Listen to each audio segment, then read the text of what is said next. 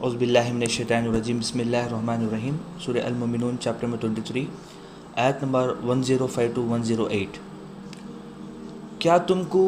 میری آیتیں پڑھ کر نہیں سنائی جاتی تھی تو تم ان کو جھٹلاتے تھے۔ وہ کہیں گے اے ہمارے رب، ہماری بدبختی نے ہم کو گھیر لیا تھا اور ہم گمراہ لوگ تھے۔ اے ہمارے رب، ہم کو اس سے نکال لے، پھر اگر ہم دوبارہ ایسا کریں تو بے شک ہم ظالم ہیں۔ خدا کہے گا کہ دور رہو، اسی میں پڑے رہو اور مجھ سے بات نہ کرو۔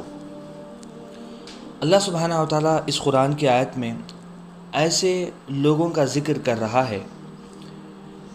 جن کو دنیا کے اندر کئی مرتبہ قرآن کے ذریعے سے،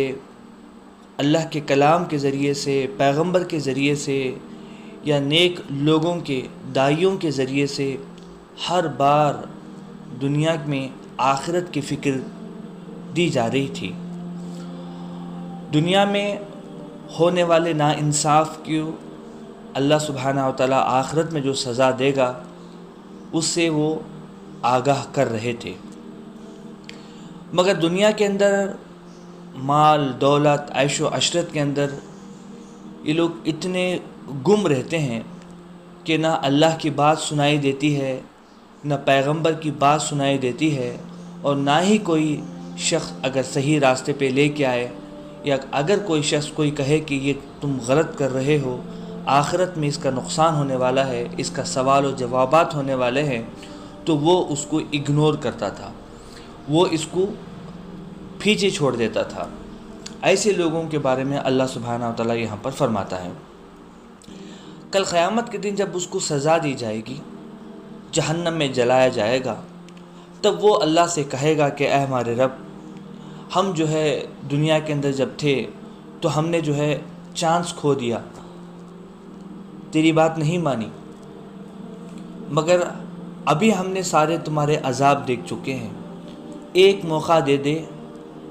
واپس ہم دنیا کے اندر جاتے ہیں اور نیک بن جاتے ہیں۔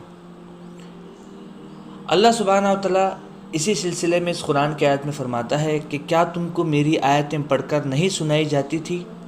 تو تم کو جھٹلاتے تھے۔ یعنی جب بھی تمہارے سامنے قرآن کی آیتیں پڑھی جاتی تھی تم ایک دم اس کو لائٹ لیتے تھے، مطلب اس کو جو ہے کانسنٹریشن دے کے، اس کو غور و فکر کر کے، اس کو سوچ کے اس آیتوں پر عمل کرنے کی کوشش نہیں کرتے تھے، یا اس کو کمپلیٹ جھٹلا دیتے، کہتے کہ یہ ہے ہی نہیں، مرنے کے بعد تو کوئی زندگی ہے ہی نہیں، کس نے دیکھا زندگی، کس نے دیکھا کہ مرنے کے بعد جو ہے پھر سے خبروں سے اٹھنا ہے،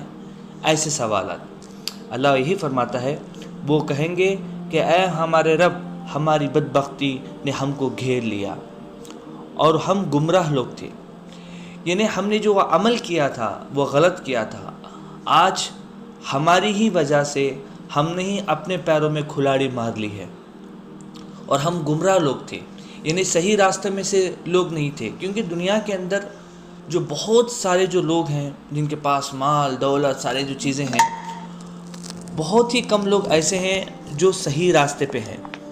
ورنہ مال اور دولت آنے کے بعد، شہرت اور عہدہ آنے کے بعد انسان اپنی راہ کو چینج کر لیتا ہے اور زیادہ سے زیادہ جو ہے وہ گناہوں میں پڑتا چلا جاتا ہے۔ اللہ آگے فرماتا ہے، ان کی یہ دعا ہوگی اے ہمارے رب، ہم کو اس سے نکال لے، یعنی جہنم سے نکال لے، پھر دوبارہ ایسا کریں تو بے شک ہم ظالم ہیں، یعنی پھر سے اب تو جہنم سے نکال لے اور پھر دنیا کے اندر بھیج دے۔ اگر پھر دنیا کے اندر جا کے پھر اس طریقے سے ہم نے کام کیا تو واقعی ہم ظالم ہیں۔ خدا کہے گا کہ دور رہو، اسی میں پڑے رہو اور مجھ سے بات نہ کرو۔ یہ اللہ سبحانہ و تعالیٰ اس وقت میں غصے میں کہے گا۔ جو رحمان اور جو رحیم، آپ جو بھی گناہ کرے اللہ سبحانہ و تعالیٰ اس کو معاف کرنے کے واسطے تیار ہے، ایسا رحمان و رحیم کل قیامت کے دن کہے گا کہ تم دور رہو اور اسی میں پڑے رہو، مجھ سے بات نہ کرو۔ سوچ کے دیکھو یہ اس سے بڑی تکلیف اور اس سے بڑی جو ہے انسان کے اندر بدبختی کیا ہو سکتی ہے۔ بس اللہ سے دعا ہے کہ اللہ سبحانہ و تعالیٰ، اللہ نے جو آیتیں اتاری ہیں اس کو پڑھ کے سمجھ کے غور و فکر کر کے اس پہ عمل کرنے کی توفیق عطا فرمائے، اور ہم جو ہے اللہ سبحانہ و تعالیٰ سے دعا کریں جیسا اللہ سبحانہ وتعالی قرآن میں جو ہے دعا سکھاتا ہے کہ میرے بندوں میں سے ایک گروہ تھا جو کہتا تھا کہ اے ہمارے رب ہم ایمان لائے، بس تم ہم کو بخش دے اور ہم پر رحم فرما، تو بہترین رحم فرمانے والا ہے۔ تو اس طریقے سے ہم جو ہے دعا کرنے کی اللہ سبحانہ وتعالی توفیق عطا فرمائے۔ اللہ سبحانہ وتعالی آگے جو فرماتا ہے کہ یہ جو دعا جب کرتے تھے تو اس کے بالمقابل ایک گروپ تھا جو ان لوگوں کو دیکھ کے مذاق کرتا تھا۔ تو اللہ حفاظت فرمائے ہم جو ہے مذاق کرنے والے میں نہ بنیں، اللہ سے جو ہے گڑ گڑا کے رو کے دعا کر کے اپنی دنیا اور آخرت جو ہے کامیاب کرنے کے اندر